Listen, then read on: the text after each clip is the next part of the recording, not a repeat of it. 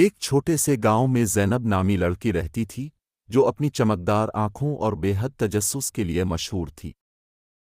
گاؤں کے ارد گرد سرسبز پہاڑ اور بہتی ہوئی ندی اس کے کھیلنے کی جگہیں تھیں، مگر اسے سب سے زیادہ شوق کتابوں کا تھا۔ زینب ہر روز اپنے دادا سے کہانیاں سنتی جو اسے ایک اور دنیا میں لے جاتی۔ ایک دن زینب کو گاؤں کی لائبریری میں ایک قدیم کتاب ملی جس کا سرورق مٹی اور دھول میں چھپا ہوا تھا۔ اس نے جیسے ہی کتاب کھولی، اس کی آنکھوں میں چمک بڑھ گئی۔ کتاب میں ایک پراسرار نقشہ تھا جو ایک چھپے ہوئے خزانے کی طرف اشارہ کرتا تھا۔ زینب نے فیصلہ کیا کہ وہ اس خزانے کی تلاش میں جائے گی۔ اگلے دن صبح سویرے زینب نے اپنا چھوٹا سا بیگ تیار کیا اور نقشہ کے مطابق سفر پر نکل پڑی۔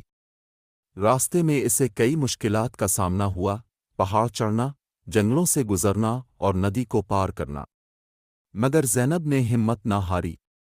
بالآخر وہ ایک چھوٹے سے غار تک پہنچ گئی جو نقشہ پر نشان زد تھا۔ اس نے دل کی دھڑکن کے ساتھ اندر قدم رکھا۔ غار کے اندر روشنی کم تھی، لیکن زینب نے دیکھا کہ ایک چھوٹا سا صندوق وہاں رکھا تھا۔ جب اس نے صندوق کھولا تو اس میں سونے چاندی نہیں بلکہ پرانی کتابیں تھیں۔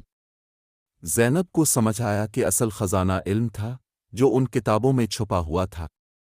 اس نے وہ کتابیں اپنے ساتھ لائیں اور گاؤں کے بچوں کے ساتھ بانٹنے لگی۔ یوں زینب کا خزانہ گاؤں کے بچوں کی دنیا بدلنے لگا اور وہ سب بھی علم کے سفر پر نکل پڑے۔